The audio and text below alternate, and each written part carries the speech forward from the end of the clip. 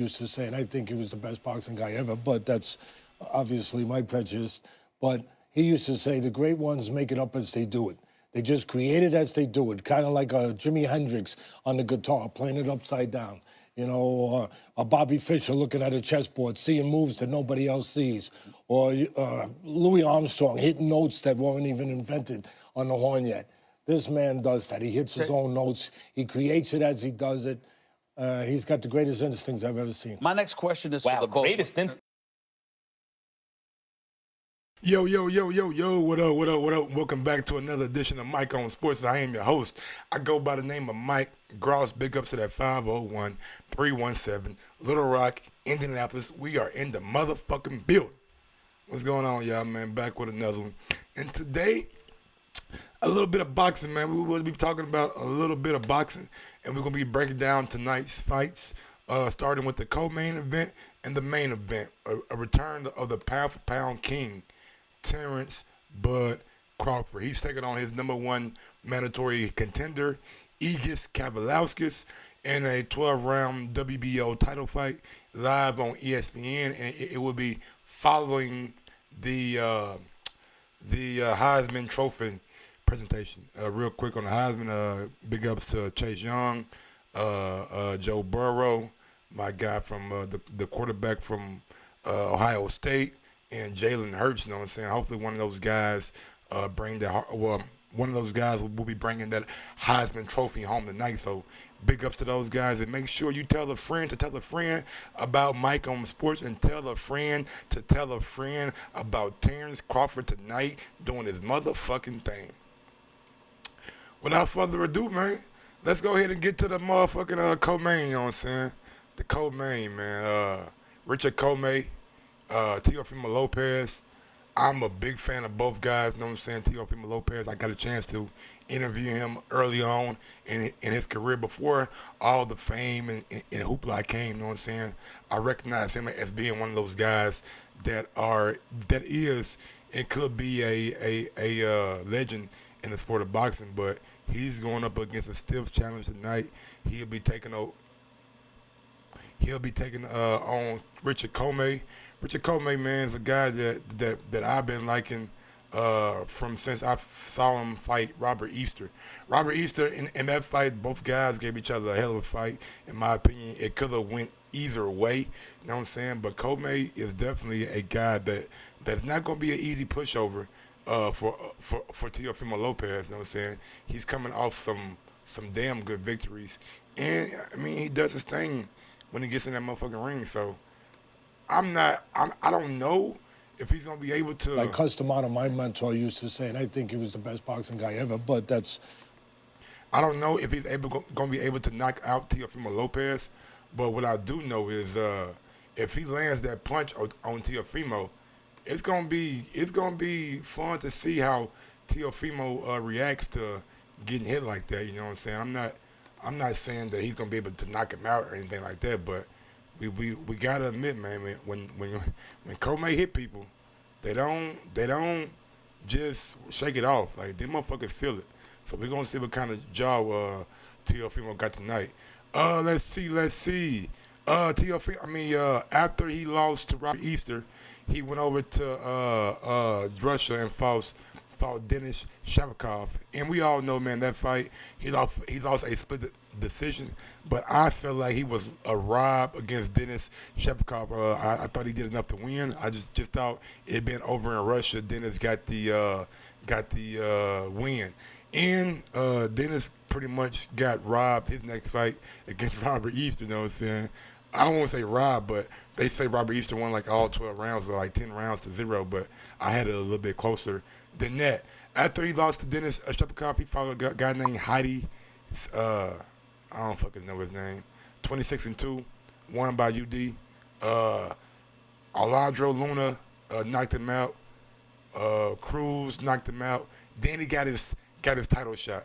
He got his title shot against Aza Chanaviv, 13-1 at the Forest Center down in Frisco, Texas. So it looked like it was on an Earl Spence card, maybe, or it wasn't. I don't know. But he definitely got the victory. Came back in the very next fight against Raimundo Beltran. and was able to knock him the fuck out. And that's where we are now. After he fought Beltran, he was going to be fighting Teofimo Lopez.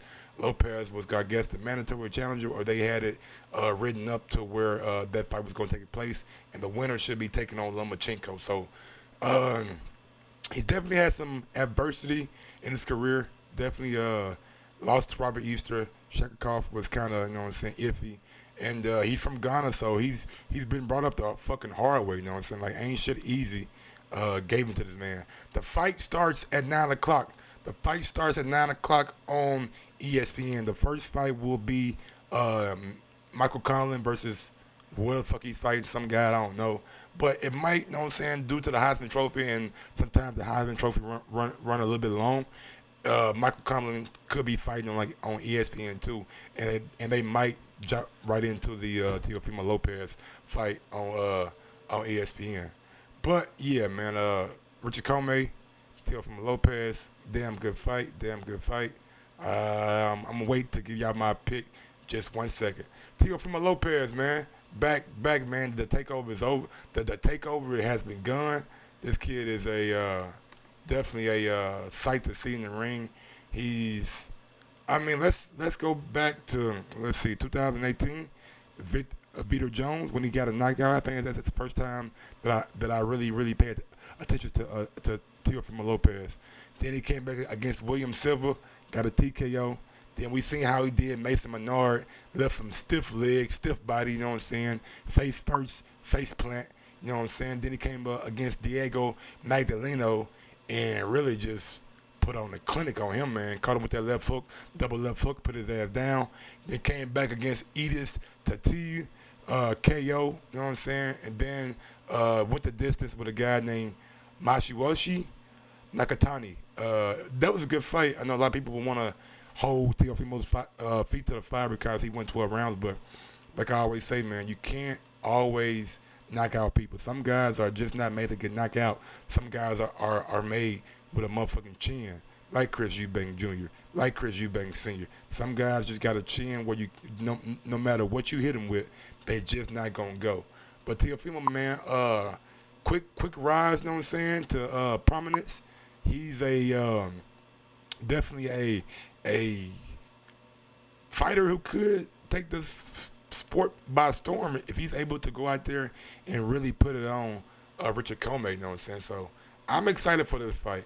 Maybe the most excited fight of the night for me, because I think Egidijus Kavaliauskas does not have a chance against Terence Crawford. I'm a big Terence Crawford fan, but I'm going to go ahead and keep it a buck. I've seen Egidijus fight numerous of times, and what I've seen in his fights showed me nothing that I would be concerned about with him fighting Terence Crawford. But let's get on to the tell of the fucking tape right quick. Who we got up first? Let's see. Play that. Play that one right there then. All right, so it's not that one. Which one is it? All right, is it this one? There we go. Teofimo Lopez and motherfucking Richard Comey, tell of the tape. Comey is 32 years old, same age as me, Big up to the 1987 class. Teofimo Lopez is 22, so there's a 10-year difference. The experience, though, one guy's been pro for almost 7-8 years. Teofimo been pro for 3 years. Height is the same. The reach advantage goes to Richard Comey by a 2.5 inch reach advantage. Both guys came in at 134. Both guys fight out of the traditional boxing stance, orthodox. One from Ghana, one from Brooklyn. Richard Comey is the IBF champion. He has 29 fights with 2 losses with 25 KOs. Teofimo has 14 fights, 11 KOs. He's 2-1 in title fights. Comey is, and let's see. Ring Magazine has him ranked the number 1 contender at 135 and has number 3 for Teofimo Lopez. BoxRec has him at number 2 for Comey, and BoxRec has Teofimo at number 4. Now going into this fight, man, I think Teofimo is the goods. I really do. But I think tonight, Richard Comey will have his number. I think Comey wins a fight where we see some knockdowns in it, a fight where we see Teofimo and Comey have to battle through adversity and get the win. So I'm a roll with Richard Comey tonight. I know it may not be a popular pick, but I honestly don't give a fuck. You know what I'm saying? I pick who I feel like is going to win, not based off popularity or anything like that. So definitely going with Richard Comey tonight. All right, done for that one. Let's go ahead and move on to the motherfucking main event of the evening. Yes, sir. Yes, sir. What we got up, baby? You see it. Pound for pound king back in the motherfucking building. Y'all know what it is. Woo-wee! Terence Crawford, man. What can I say about Bud that I ain't already be said? Y'all heard Teddy Atlas. For those who didn't hear Teddy, let y'all hear Teddy again. Like Customato, my mentor, used to say, and I think he was the best boxing guy ever, but that's obviously my prejudice. But he used to say, the great ones make it up as they do it.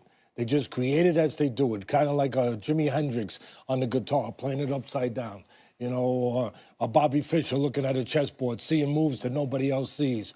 Or Louis Armstrong hitting notes that weren't even invented on the horn yet. This man does that. He hits his own notes. He creates it as he does it. He's got the greatest instincts I've ever seen. My next question is for the both. Greatest instincts. He has the greatest instincts I ever seen. I know, man, Teddy Atlas is a ESPN correspondent, and I know he's been a long list of boxers that's been boxing for over the years. So maybe Teddy's caught up in the moment, but we have to all agree that Terence Crawford does have something that we don't normally see from fighters. The way he calculates guys in the ring and breaks guys down, you can see that he's a thinking man's boxer in that ring. Not all about the punches thrown. He's about the mentality when he gets in that ring. Yes, sir. Oh, wow. That ain't gonna work right there. Let's go back to something else.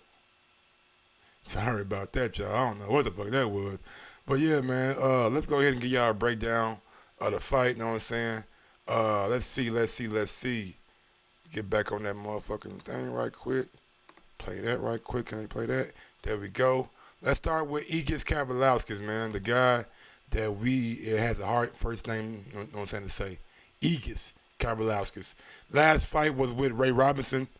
We all know how that fight ended. I thought Ray Robinson did enough to win, but he was able to get the draw in that fight. Yeah, man.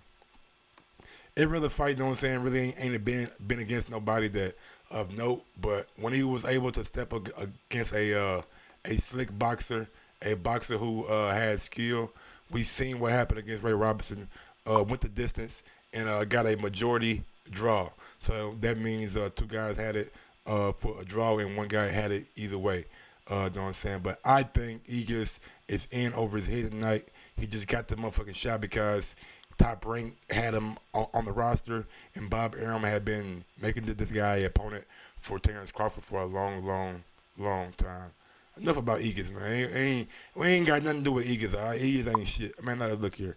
I don't want to be disrespectful and say the man ain't nothing, but he's in over his head tonight. Simple as that. We seen that's. You know what? I don't even want to go to the resume. You know what I'm saying? I don't even want to do the 140 and 135 and tell y'all what he's done. No. Let me tell y'all what he's done since he got to 147. First fight with Jeff Horn. Jeff Horn coming off the Manny Pacquiao win and the Cochran win. Fought Terence Crawford, you know what I'm saying? Coming off injury. Crawford broke his hand. That's why the fight got pushed back to April. Most guys ain't going to tell you that, you know what I'm saying? First fight with Jeff Horn. Knocked Jeff Horn ass out in 9th round. Became the WBO champion, welterweight champion at 147. First fight. Not second fight. Not need a warm-up fight. Not I need a fight to get acclimated to the motherfucking weight. No, sir. I want that guy. He the champion. I want him first. And that's what he did. Next fight, Jose Benavidez. A guy who was being a motherfucking troll. A guy who was crashing motherfucking weigh-ins, coming up to Terence Crawford, talking that cash money shit. You know what I'm saying? Talking that gangster shit to him. And what did Bud do? You think Bud ducked him? You think Bud said, nah, bro, I ain't gonna fight him, man. Nah, I ain't gonna fight him. Nah, nigga, you talking shit? You talking that shit, nigga? Come see me then. Come see me. Get in the ring and I'll beat your motherfucking ass. That's what he did. Knocked out Jose Benavidez, 12th round. Stoppage. Stoppage. Stopped him. Shut all that shit up. You know what I'm saying? Zip that shit, nigga. We won't hear nothing else. Nothing else. Your leg fucked up. You should never got in the motherfucking ring if your leg fucked up. I ain't tell you to fucking get in the ring with a goddamn fucking knee brace on. I don't want to hear that shit, dog. Next fight against Amir Khan. Look, I was one of the guys that said this fight shouldn't be on pay-per-view. It wouldn't sell. Amir Khan has a reputation in the sport of boxing as being a guy who has no chin. And we all know that Amir Khan started off fast, you know what I'm saying, in most of his fights. You know what Terence Crawford did to come back that? He started off quick. He got the first round knocked down. You know what I'm saying? He took Amir Khan's soul. Made him quit. Look for a fucking way out. Took his paycheck and looked for a way out. That's what Amir Khan did. But hey, people ain't gonna tell you that. You know what I'm saying? People got their own narrative about Terence Crawford and the things that he's doing and things that he's not doing. It is what it is, man. I'm not mad at people. You know what I'm saying? Everybody has their own opinion. Everybody has their own opinion, big dog. And this is exactly why boxing is a beautiful sport. Because everybody has their own opinion. Some people say, hey, Terence ain't fought nobody. I just want to see him fight somebody. Me too. But it's not up to Terence Crawford to make everything happen. It's going to be up to those guys on the PBC stable to make and accept a fight with Terence Crawford. Keith Thurman, Sean Porter, Earl Spence, Manny Pacquiao, Ugas. Anybody y'all can name. I want to see him in the ring with those guys too. But they have also got to accept the challenge. The tale of the tape. Crawford comes in at 32 years old. Big ups to that 1987, man. We still out here doing it. Egidijus 31. Crawford comes in at a perfect record, 35-0. 35-0. Egidijus is 21-0-1 with the one draw coming to Ray Robinson. Crawford has 26 knockouts out of 35 fights. Egidijus has 17 knockouts out of 21 fights. The height goes to Egidijus by 1 inch. He's 5'9". Crawford is 5'8". Looking at the reach, Crawford has a 3-inch reach advantage. And looking at the stance, I don't know why they put southpaw. They should put switch hitter. He's able to fight southpaw, and he's able to fight orthodox. But Kavaliauskas is a traditional fighter. He's gonna fight with that right hand. Yeah, man. I guess it's time for me to get my pick. I don't think it's gonna be a competitive fight. I think Crawford is gonna get Egidijus up out of there within the first 6 to 8 rounds, maybe even faster than that. Kavaliauskas is bigger and taller than Bud. Once again, Bud is fighting a bigger opponent than him. Hashtag pound for pound, look, bro. He don't care. Like he said this on Sway and on First Take. He just doesn't care if you're bigger, longer. If you want to fight and you made your way to that position and that's what they put in front of you, he's gonna fight you. No, he's not looking for the perfect matchup. He's looking for guys who wants to get in the ring with him. And with all intents and purposes, I don't see maybe I'm being a fan guy, fanboy, whatever y'all want to call me, but I just don't see anybody from the PBC stable wanting to get in the ring with Terence Crawford right now. Sean Porter, maybe that changes. I've spoken to Ken Porter. We had him on the Boxing Voice for a show. He said if the money's right and Bob make a good offer, then they'll take the fight. So let's, as fans and members of boxing, let's put the pressure on these guys to make these fights that we want. We should not go through another year and not see Terence Crawford fight one of the top guys on PBC. He was able to fight Felix Diaz, who was a PBC fighter who fought on PBC. He was able to fight John Molina, who was a PBC fighter that fought on PBC. Let's make him and let's as a collective get him to fight with one of those top guys at 147 on PBC. Yeah, man, that's pretty much all I gotta say. You know what I'm saying? Like, y'all know what time it is, man. Live on ESPN, 9 o'clock Eastern time, right after the Heisman Trophy ceremony. A great night of fights. We got the UFC, you know what I'm saying? Covington and Usman, Max Holloway and Volkanov. I mean, what the fuck his name is? I don't know if I'm saying his name right, but should be a good fight, man.